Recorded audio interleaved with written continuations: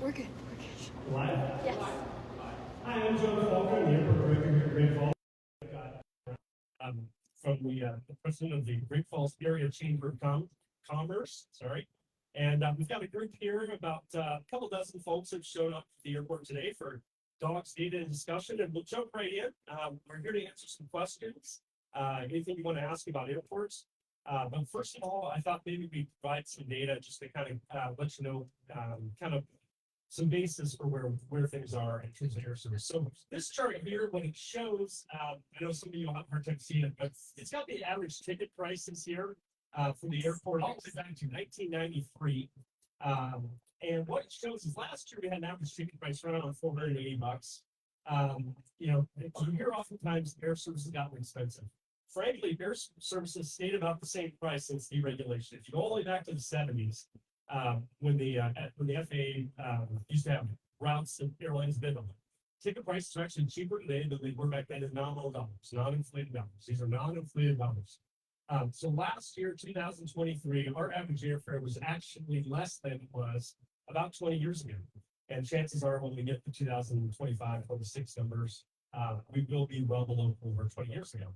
Now, that's not the end game. And we want the best airfares we can get. But just to kind of give you an idea of what airfare is actually doing in our community, it's fairly flat. And these lines here, what we show is blue line is thousands of dollars of median home price. The red line is $100 of gas, or 100 gallons of gas, and what that would cost you. And then the black line is 100 gallons of milk. So if you were investing in something in Great Falls, you'd have been far better off to invest in home prices, gas, or milk than you would in air service in that time frame. So that's kind of the line on the prices. We hear oftentimes, you know, airfare is expensive relative to other communities in the state. These are national numbers. And so last year, Bozeman had average airfare of $424. We were second in the state, lowest airfare of $482. Interestingly, these stack charts show the number of passengers on this side. And what it shows is essentially the size of the airport is almost directly inversely correlated with the average ticket price. And that relationship holds real true throughout Montana. It's almost exactly a stack chart over here. If you look across, you'll see they're pretty much in the same order. Missoula was the second largest airport in the state last year. They have the third lowest ticket price just below us. We kind of jumped to the top over here. Because we have a lot of Allegiant flying, a lot of Canadians down to fly that Allegiant for me. So that helps bring our ticket price down. But generally, the bigger the airplane, or the bigger the airport, the lower the price. The most expensive airfare in the state last year was Helena, smallest airport. And I threw a few extras in here. You know who's cheaper than Bozeman, Seattle, it's bigger. You know who's cheaper than Seattle, Denver, from the largest airport in the state, in the country. And so that relationship is really easy to track. A couple other things why is it more expensive? This is a great article I found. It's the on the regional jet from Acumen in October 2nd, 2025. Long term, the future of regional jets is very unclear. Many of you, especially some of you my age or older, will remember years ago just 18 passenger planes, 6 passenger planes, all kinds of tiny planes. Those are gone. And then during COVID, we saw the end of the 50-seat jet. So planes get bigger and bigger and bigger. You know, the future of regional jets is 100 to 150 seats. The 737, when it came off the line the first time, used to carry 120 seats. So today, basically, the regional jets are heading towards mainline size airplanes. The problem with that is they have to have 2 pilots, just like a plane that carries 200 seats. Which drives up the cost. So the regional jet now, although they're more fuel efficient than some of the bigger planes, a little less fuel, they're actually more expensive to operate on a per seat mile basis than the larger planes, which makes each ticket more costly to produce. This article does a great job of summarizing that. The biggest problem is they're hard to finance these regional jets, and so many of the regional jet airlines you may have flown years ago, Masada, Tom Air, those guys that gone the way of the go-go, they no longer exist. Fewer and fewer regional jet operators out there in the world, and fewer regional jets. And so the entire model is moving quickly towards mainline jets. Another factor that you see here is there's also, like every airplane right now, there's some production problems in making them. And so there's about 200 unfilled orders for regional jets right now. It's not real clear when they're going to be caught up. So both a problem in the long term and some short term problems really related to the regional jets. Another question that we anticipate on everybody's mind is why no MSP? This chart really shows the story of consolidation. When the 50-seaters went away after 2019, we went to 76-seaters in Salt Lake, which really increased the number of seats. And so even though Minneapolis really, this is September's capacity, you can see we had negative 77% capacity this last September on the way to Minneapolis. We still had 12% more Delta capacity than we had in 2019. With no flights at all in November this month, we've got 5% more capacity from Delta with no Minneapolis flying because of larger plane.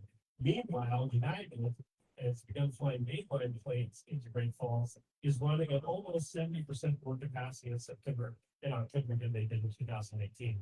So what we're seeing is consolidation in the market, and this is not anything that's very particular to Great Falls. Most regional airports are seeing consolidation.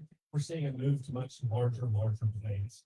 And so when you look at last spring, February, March timeframe, when we had both Minneapolis and Salt Lake on the bigger planes, Delta was running to Salt Lake 119% more capacity in February with those larger 76-seat planes than they did in 2019.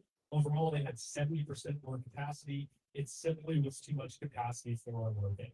And so they reduced the capacity by pulling Minneapolis out. Meanwhile, United is doing very well at filling their mainline airplanes and their larger planes. You can see they ran anywhere from 40 to 8% more capacity last spring, and they've been filling that capacity. So in short, what we're seeing is United moving to a large mainline airplane for much of the year. They're successfully filling that. They're making the transition to a larger mainline plane. Delta, on the other hand, has increased to a 76-seater, and they've seen that extra capacity not be absorbed, and so they've trimmed Minneapolis as a way to get us down into filling the planes. They still have more capacity than 2019. They just haven't with one less market. In Alaska, on the other hand, years ago, we had what we call a buddy route or a milk route, which went to Seattle, Great Falls, Helena. So we actually shared that market with Helena. They discontinued that in 2018. Neither market, Helena or Great Falls, has been able to fill 2 flights a day on that large 76-seat plane. And so we're kind of stuck down here at 30 to 40% capacity reduction from where we used to be with Alaska. And because United has grown, they've absorbed a lot of that capacity. And so we're kind of stuck right there. How this looks, and one easy way to think about the Great Falls Airport is we generate about 3 passengers per capita. Here's the per capita line. Back in 1970, we had 60,100 people. I just saw an article for 2024, since we had 60,200 people. So we got an extra 100 people in 50 years. So basically, we're flat on population. Essentially, the airport traffic here has been largely flat. We generate 3 passengers per capita. It's a very stable relationship. We've gotten a little bit higher. We started getting around 3 when we began advertising as a tourism destination back about 10 years ago, and it stayed kind of in 3. So the easiest way to get more flights in Great Falls is to get more people. This slide kind of shows what's happened at the other markets. So we're about 84,000 in the metropolitan statistical area. In 2000, we were at 80,000. So we've grown about 4,000 people. We're still kind of even with 1970. Helga last year outgrew us. So there are almost 100,000 people in the metropolitan service area. Kalispell, Bozeman, Missoula all operate right around 120 to 150,000 people if you add in their students. And then the buildings out there are 200,000. So you can see back in 2000, we were about the 3rd largest city in the state. We're now the smallest of the metro areas, including Helena. And so if we could get 10,000, 20,000 more people times 3, that would be more people for planes and more planes. Kind of bring this into most recent numbers. This is an article that was published in the Montana Free Press. Kind of the headline quote was Great Falls has been the only Montana city to consistently lose population since 2020. They rated 100, they listed 102 cities in their growth rate. Great Falls was dead last in terms of growth. So At negative 230, you see right there, multiply that times three, that means we use about 600 passengers that year. So 2 passengers a day. Meanwhile, over here, Kalispell, those 1,000 folks, say that's 3,000 new passengers a year, 3,000 passengers start working on a flight.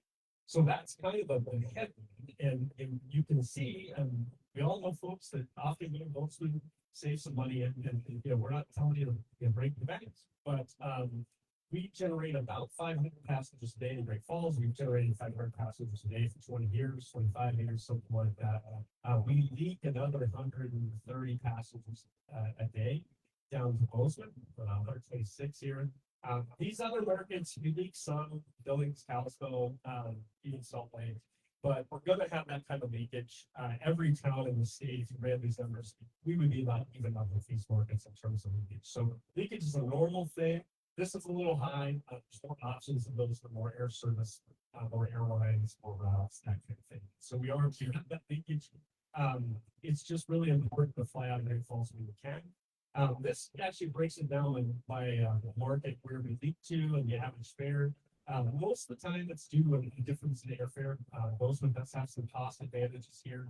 You kind of see in Denver, they have Southwest flying in Denver, so there's a cost advantage there. Other times, it's just due to schedule. So you look down here at number 17, Austin, we're actually cheaper than Bozeman, but because they have a couple carriers that have bases in Texas, we leave a little bit of our traffic over there. And this kind of gets you the number of passengers per day or to each market. Largest unseried market is LA. That's where we're trying to get service to right now. We have about 20 passengers a day to LA. And so that kind of gives you statistical background. Like to now is maybe open it up for questions from online or here in the room. Anything anyone's got?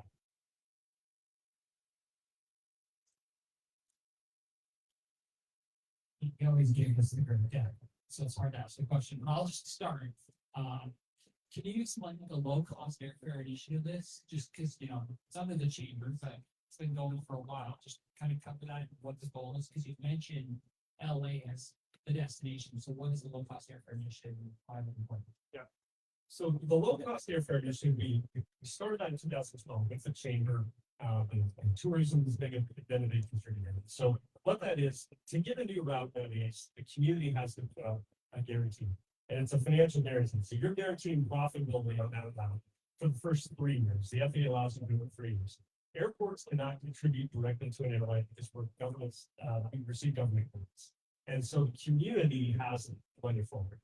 And the Montana communities have been very successful. You go out and Google around, you find the articles. To get American into Missoula, Kalispell, Billings, the price was around $1.5 million to get those flights 10 years ago.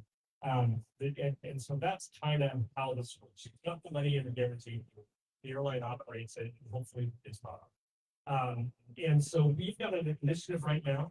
The way we change the dynamic here is by adding more ultra low cost carrier into Great Falls. That stimulates the Canadian demand that comes down. It stimulates folks for discretionary travel. LA is the market we're trying to get into because that is the largest unserved market we don't have.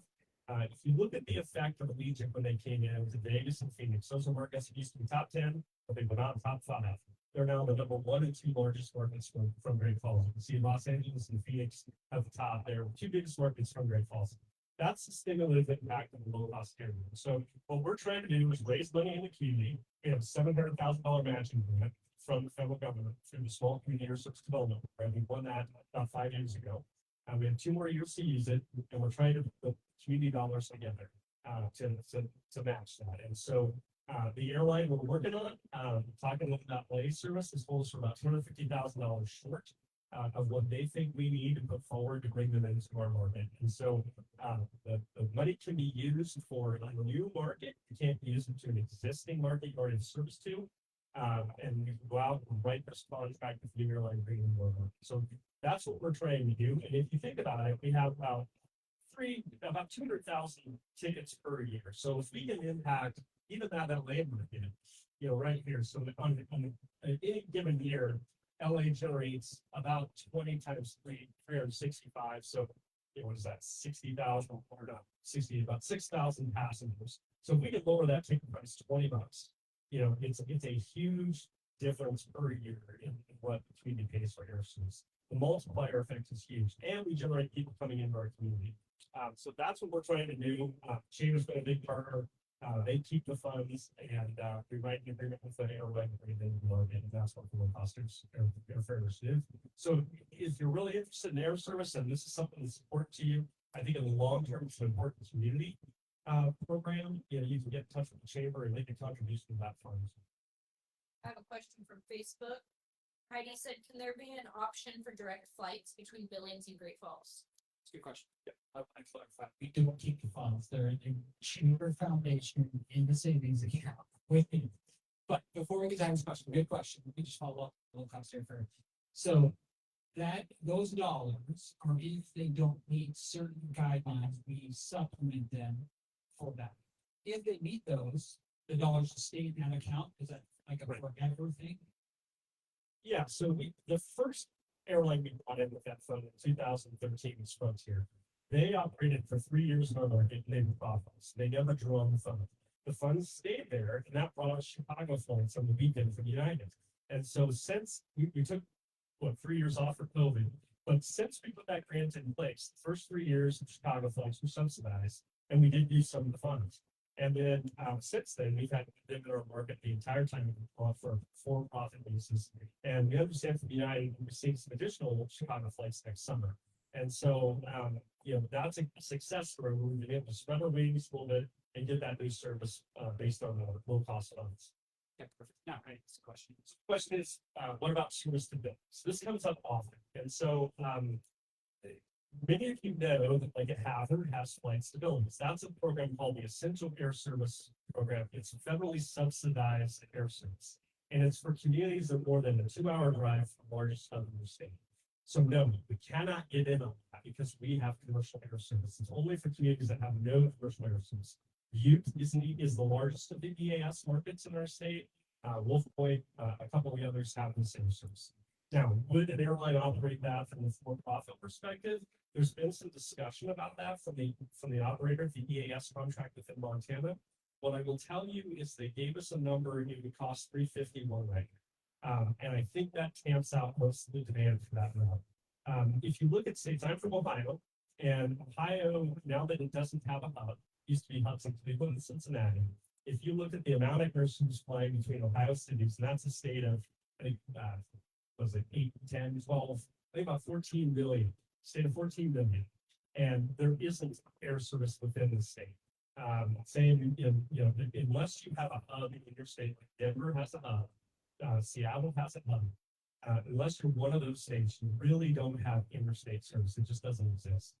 Because people ultimately opt to drive, the schedule's easier, the cost is more affordable, those types of things. It's unlikely someone may try it, and we're certainly supportive of it.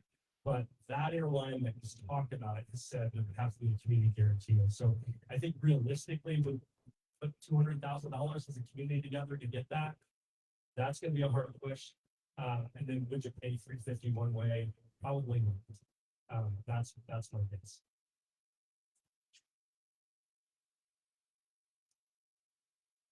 Other questions? Gotta be some more questions.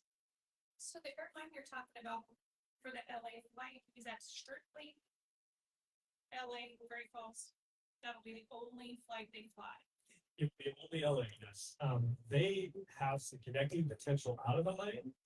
So I think in particular, and as that route continues to grow here, you would have more and more connectivity to other markets, maybe even back east. I'm from Ohio. I've flown to Ohio through Seattle. It's not a great route, but I got a great fare, you know, so I did it. So yeah, there would be some connectivity eventually on that airline through that. But LA is a monster market, and so if we have low cost fares on it, it wouldn't surprise me at all for 40 people a day trying to go between here and LA. And when you sell it, it's not necessarily LAX. There's multiple airports, correct? It most likely would not be. Which if you've ever tried to fly out of LAX, it's challenging at times. So we would probably be one of the secondary airports. I think maybe Burbank, which is a great one. So I fly to Seattle and then we use Alaska and also engagement in Delta. I noticed that Delta's more consistent with not changing their flight times, whereas Alaska during the summer, you take a 1 o'clock flight and land 3 o'clock in Seattle. Now during the winter time, you have to take a 4 o'clock flight and land in Seattle at 7:30. Or Allegiant, I looked at Allegiant going to Vegas, same thing, they changed it all over. So is there really that much of a difference that they have to change their flights so dramatically from an afternoon flight to a late? Because, when you're trying to travel, make plans and all that, what goes into them changing their day flight to a night flight or night flight to a day flight? And these are two airlines specifically that I've noticed versus Delta has a pretty consistent 6:30 flight to SLC and so is that difference that they have to change their flights? So yes, and the question is, Delta has a pretty consistent flight schedule. Alaska changes their flights a lot. They used to have morning flight, kind of a later evening flight now. And then Allegiant also changed the flight schedule. So let me start with Allegiant because that's the easiest. When you go out, it just a fun thing after you leave, Google how many planes Allegiant has, and then Google how many cities they're in.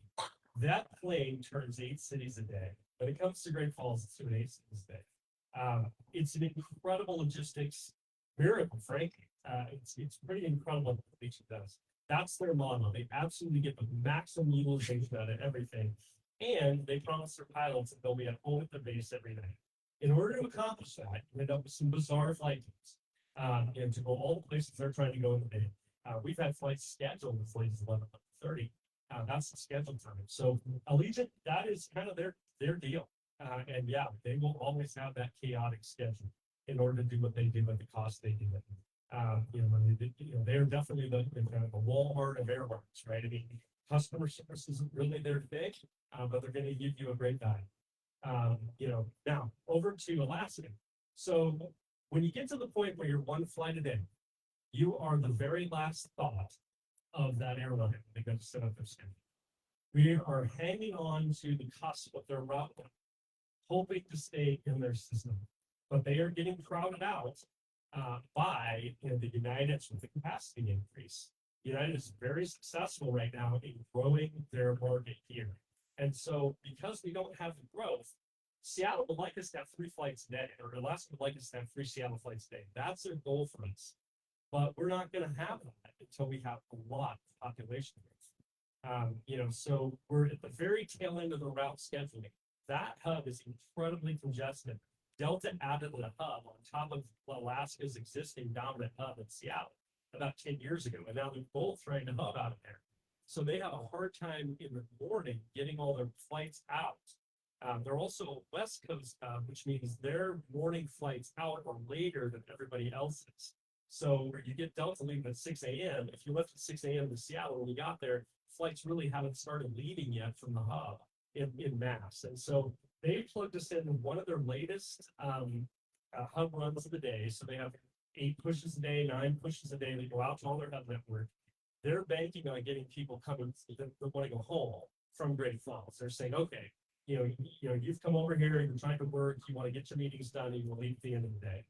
So because that end of the demand cycle has more demand than Great Falls at 50,000, because there are 2 million people, plus every hub city they go to, there's 100 million people on the other end of that flight. To those folks, that flight time makes great sense because they want to leave as late as they can and get home that day and get their business done and everything else. So that's the end of the cycle that's driving it. If we can grow more and get more demand on the outbound side, then they're going to want a morning flight and an late night arrival. And now that's what will make the schedule easier for us. Does that make sense? Yeah. Great. What else we got?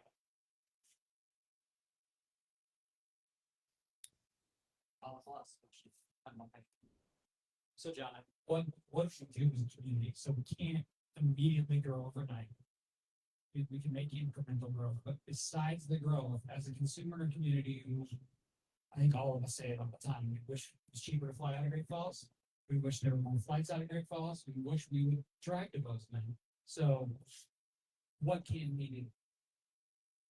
I think it's a number of things. Number one, support growth. There's no such thing as status quo. and I think in our heart, we all know that. You can't stay where you are. I'm from Dayton, Ohio. If you look Dayton up, it has a third of the population of Louisville. It's an industrialized community. As that industrial base dried up, the population left, and they never replaced it with anything else. And so, if you look 20 years into the future, this consolidation is going to happen. And the slide I've got here shows the last consolidation. These are all cities that lost route service as the regional jet age is ending. Topeka, Kansas, much bigger town, but has no air service. Down in the corner here, I've got an article about. I always have a hard time saying that. You're from that area. Up yeah. Dubuque, right? Dubuque. Dubuque lost all their air service, 3-hour drive to their air stations. So, look 20 years down the road. Are we going to have a shopping mall? Are we going to have a movie theater? Are we going to have a bookstore? Are we going to have air service? These are all relevant questions. And I really think communities, in order to preserve your air service, your shopping mall, how many elementary schools are going to close? It's the smallest elementary class, including both schools and private schools, in 50 years. How many elementary schools are going to close? When you start looking at a community growing up like that, it's concerning because we've got a property tax base that we need. We've got to pay the police and firemen we need. We've got to keep the schools open. We've got to to do that, there's got to be an element of growth. And so, 20 years down the road, I mean, if we're not at 80,000 folks, 85,000 folks, in the city proper, it's concerning what we're going to have left. There's kind of a balance between, Bozeman and us, us with no growth, Bozeman with a ton of growth. There's a happy medium there somewhere, but we've got to move in the direction of growth. We're going to keep what we have. And have retail offerings, have a place to buy kids' clothes. I mean, if those are kids, when it comes time to buy a prom dress, you got 1 or 2 places. If they don't have your size, get out there early enough. You're on your way to Bozeman or Spokane. And so I mean, we've got to move forward. So we got to support some element of growth somehow. There's got to be some population growth. Otherwise, the problems continue to grow.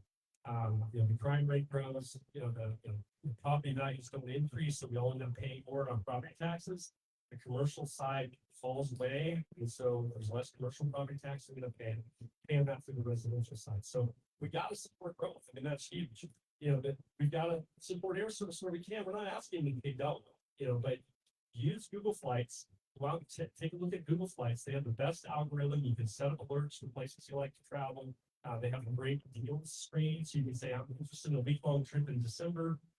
It'll kind of show you all the options that are good airfares, lower than the 30-day, lower than the 90-day average, those types of things. So use your tools, and then think about what you're really spending, right? I mean, you're going to pay $50 more in parking if you're gone for 5 days and most of them pay here. You've got to pay for that gas to get down.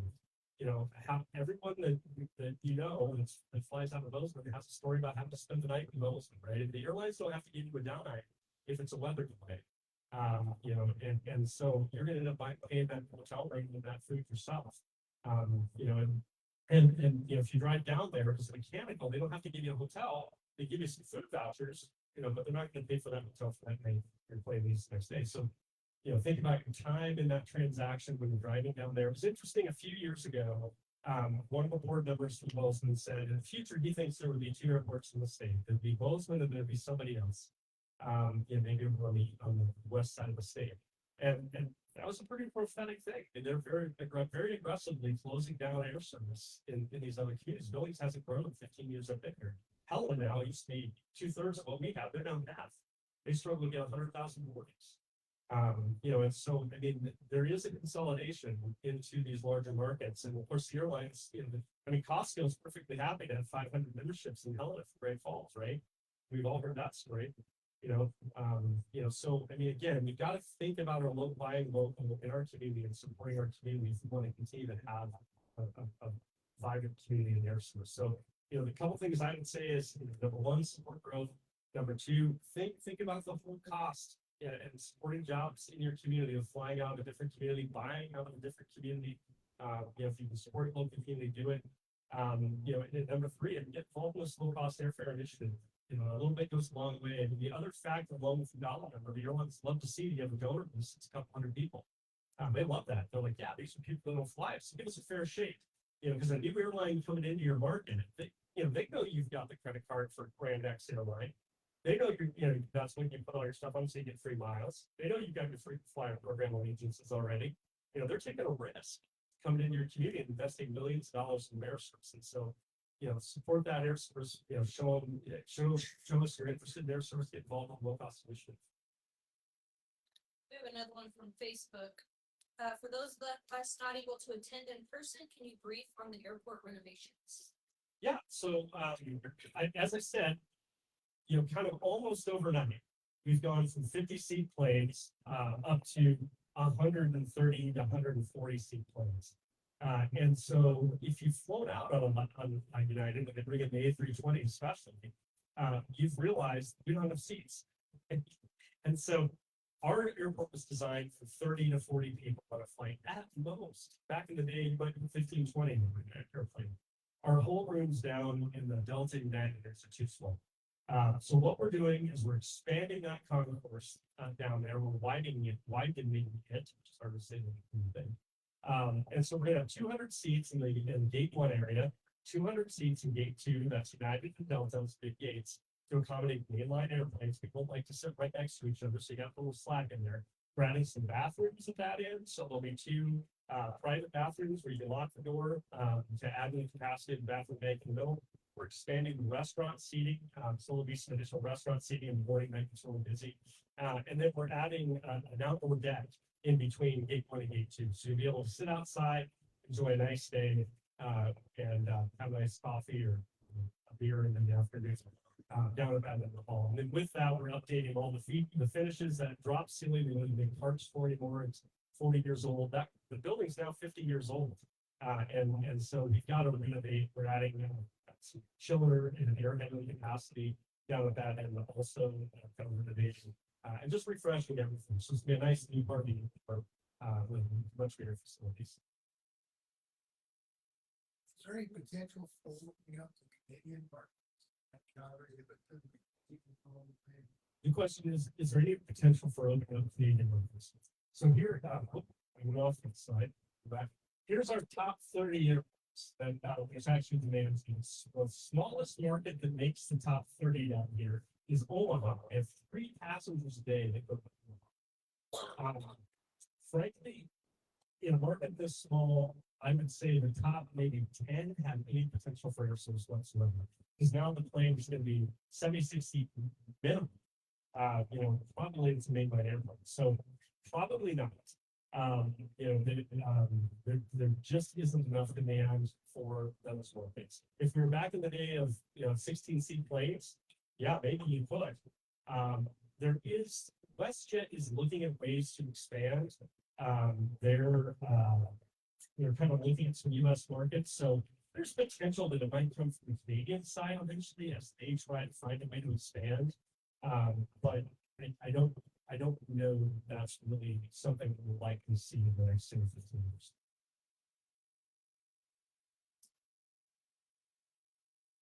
Got one other question.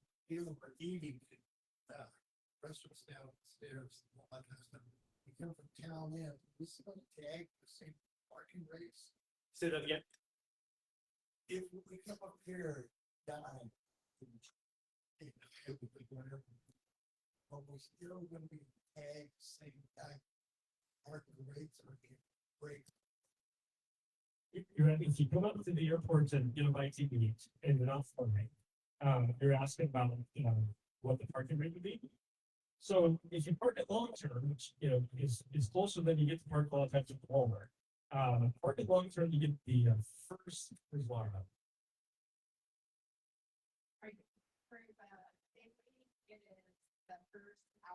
Yeah, first hour is free. So park at long term, you get a whole free hour, and the next hour is $1, right? $2. $2. So you can be up here for 2 hours for $2. So the park, if you get it done in an hour, it's probably you can. Park at long term, it's free parking. Just go back out with toll plaza. If you leak over the next hour, it's going to cost you $2.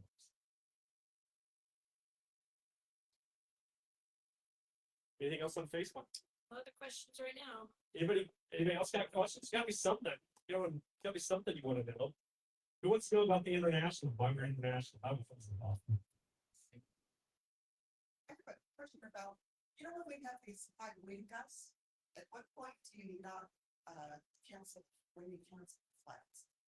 The question is, when we have high winds, when do we cancel flights? So generally speaking, if you look at you do a wind survey, wind study, generally when we have high winds, it pulls up and down our mainline runway. So most of the time, the pilots can handle that. It actually, you take off really quickly when you're flying into a wind, so it's kind of good. And then when you're landing into the wind, generally you can feather the airplane in and it's not a major problem. When we have crosswinds, that is the problem. So if it comes out of the west, occasionally when it's strong wind out the east is pretty rare. Those are the ones that are most difficult to deal with. If we have a crosswind runway that favors into those winds, we rarely ever have to switch over to. So it's those kind of in between winds when it's coming kind of on a diagonal in between the two runways. It's fairly rare. I think if I remember right, it's usually in the spring when we get that condition. They can be strong enough that it makes it problematic. But I can't tell you the last time. The only time I would say we ever get delays and cancellations due to wind is if we have microbursts. And so that's those little kind of cyclonic bursts that blow through. You've probably seen them around town. Sometimes it'll be a dust devil or something like that associated with that.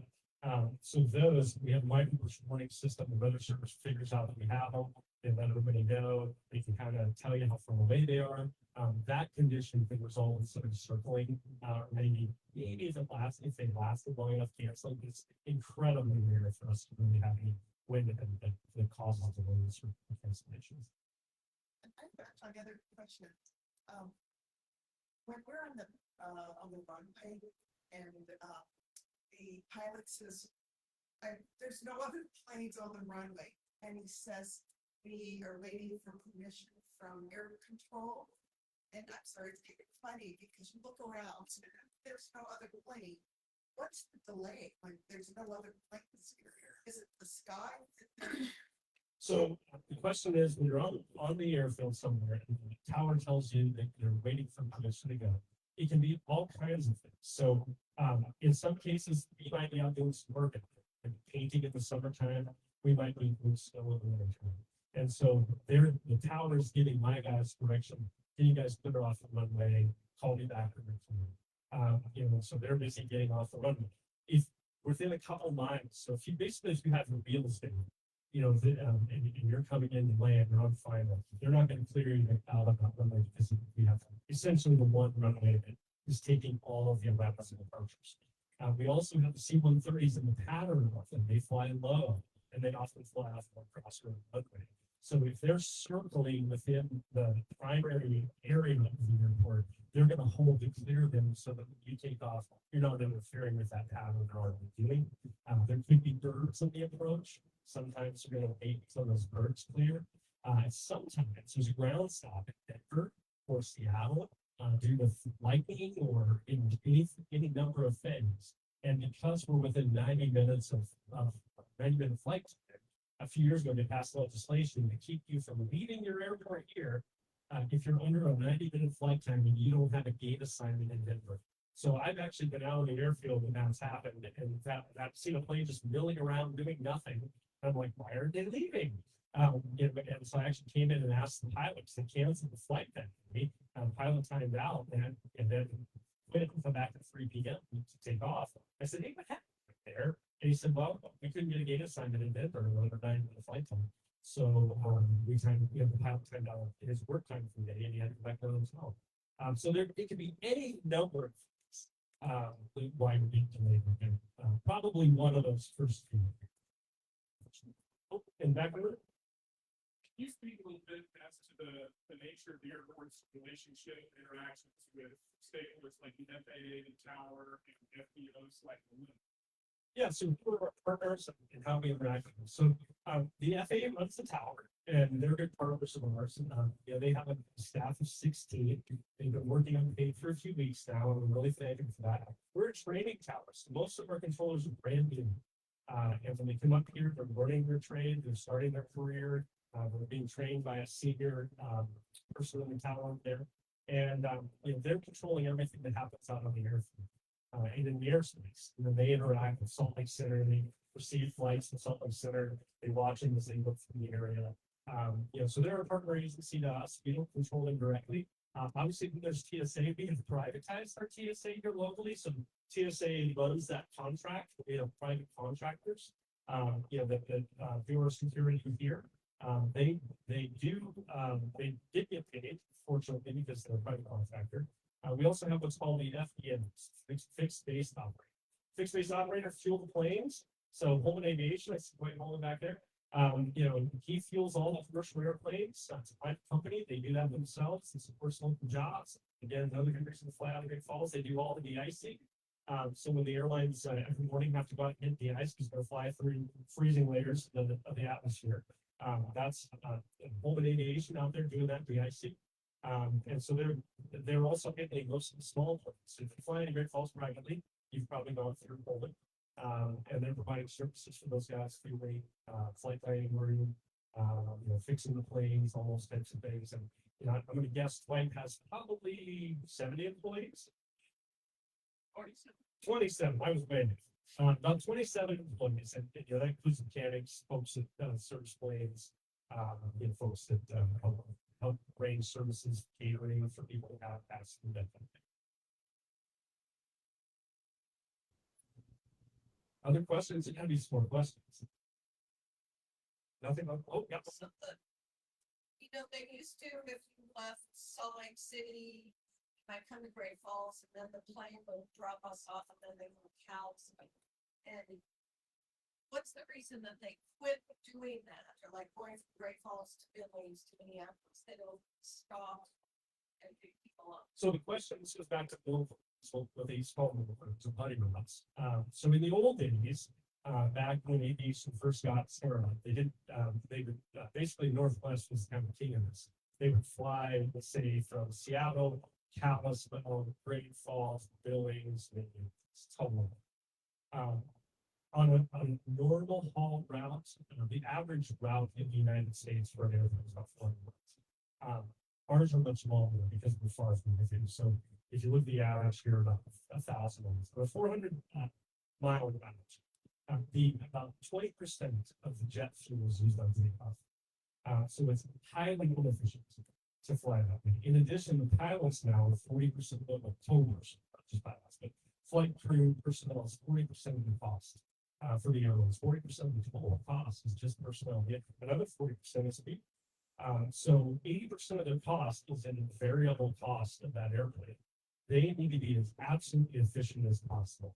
And so for them to use a plane to fly 140 people, let's say, because it used to be 737s, they would fly on those kinds of unique routes. For them to take 3 cities to fill that plane, they can't afford to do that. I showed you the airfare was, roughly the same since 93. Very little variation. In addition, I showed you the traffic. Our traffic is roughly the same for about 3 years.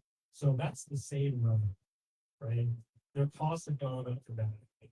How many businesses in town have stayed with the same revenue for 30 years and no increase in costs? They have to do it efficiently, and they're doing that by reinforcing the hub and spoke system. Every flight goes to a hub, and routes you're talking just simply don't exist in probably different than that. Other questions? What are we going to say about international flights? Yeah, so we are an international airport. Believe it or not, we're the busiest international airport. Between Minneapolis and Seattle, we have about 900 international flights per year. It's mainly because of where we are on the map along the northern tier. The cost of fuel in Canada is extremely high. In addition, if you're on a private plane and you fly that leg, you can easily wait 2 to 3 hours to process. Our processing rate is virtually non-existent. So what happens is we end up with a lot of Canadian traffic trying to come down the larger population centers of the West. They wait not to get fuel because it's much, much cheaper once you cross the border, and they drop it here into their customs and grab fuel and go. So the majority of that traffic is single engine, kind of mom and pop, rural area traffic trying to get into the U.S. They might be coming to the U.S. to buy a tractor, or go to a Florida show in LA, I mean, Las Vegas, or something like that. And so that's the majority of traffic. There's also quite a bit of traffic coming in from Europe. So it's not uncommon for us to have 767 or again, like 737 private coming over from Europe and run on the gas out here. They can't quite get to California. So they'll stop at here, do the clearance and get the fuel. And so 900 flights a year roughly do that here in Great Falls. And it's great commerce. It keeps quite busy because they buy that gas here in town. They're loading back. They usually stay here a little bit. A lot of them get catering. So they might have a favorite restaurant in town that they use for that. So get some take on some food. So it's it's believe it or not, pretty cool little business to have here in Great Falls, and we're happy that we can do that. It's getting harder and harder to do that. Customs has less and less resources for that kind of traffic. But right now we're kind of in a stable position, hopefully we'll be able to keep that. And believe it or not, 900 flights a day. And so the reason we have Great Falls International Airport in Bay is that signals to anybody planning a flight, they have customs on site and they don't charge for it. The customs isn't charging to cover the cost. So with everything, we've all seen the news about the bigger hubs kind of like having to cut back on flights and everything. Is that going to affect any air travel out or into here, especially with the holidays coming up? The question is with the current requirement of pay reductions in service, is that going to impact us? Probably not. With 500 seats a day demand, which we've had for 30 years, the airlines know almost to a T how many seats they need here, and they have that many seats. And so there is no extra capacity. There in the types of places when I look through the list, we're seeing reductions are the markets that have 5 or 6 flights a day. So they're like a secondary market, say Colorado Springs, that has maybe 5 or 6 flights in the United a day. It's kind of a shuttle service. And so they're dropping one of those out during peak time because they have other ones to pick back up. If the airlines and see some airlines, if they drop a flight out of our schedule for a day, it sometimes takes them a week to get that much capacity and get some of the people that are trying to travel back out because our capacity is so well fitted to the demand that's in our market because it's been up for 30 years. So that that there is no extra capacity. There was when Salt Lake started the 76 and we started the gap, there was extra capacity. So I wouldn't have surprised me if it would have lost a little bit in there. But right now it's almost like directly to you can kind of count on every route to generate about 80% load factor on average out of Great Falls. So they haven't been dropping those routes. They've been dropping where they have more capacity that they can afford to drop. Now, your connecting flight absolutely could be impacted. Depending on where you're going, there's a lot of people getting rerouted and getting delayed, getting delayed 2 days. I was talking to somebody yesterday that I saw in the airport. They had gotten delayed and flying the next day because the connecting flight was delayed. So that should be ironed out in the next week or 2 before Thanksgiving rush. For Great Falls, it's actually usually that quiet time of the year. First 2 weeks of November is usually very quiet. So it's a good time of year for this to be happening before we get to the rush. Sounds like paychecks when they need to go out will be more this week, next week. So hopefully by Thanksgiving will be very out.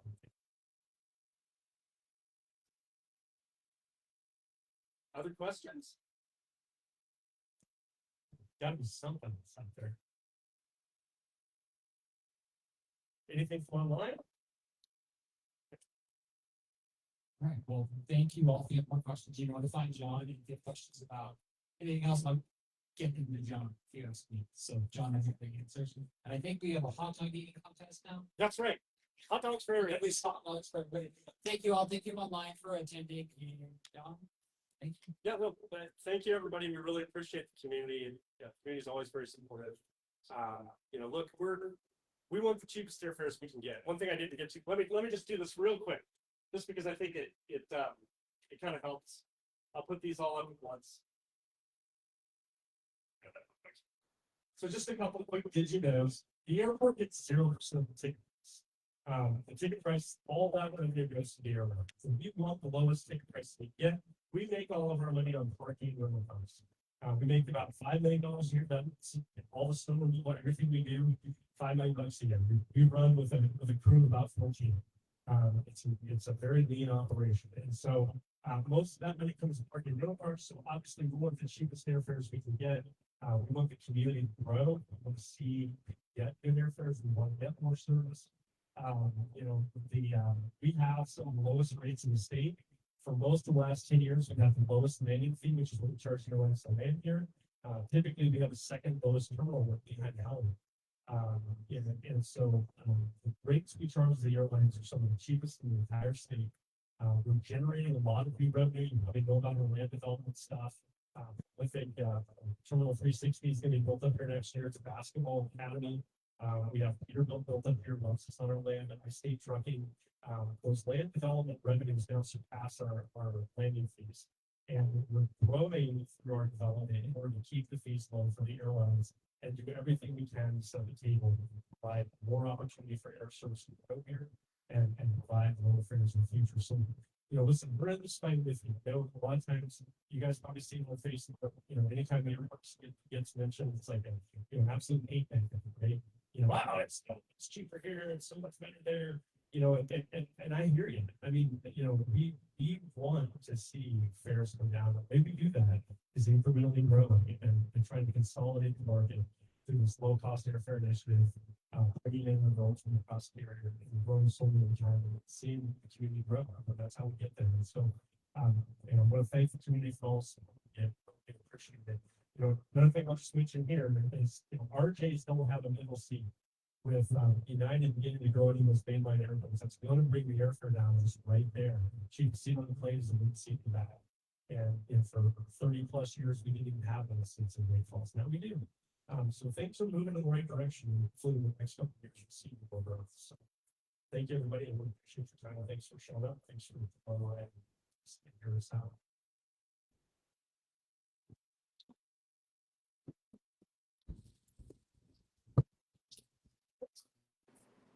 And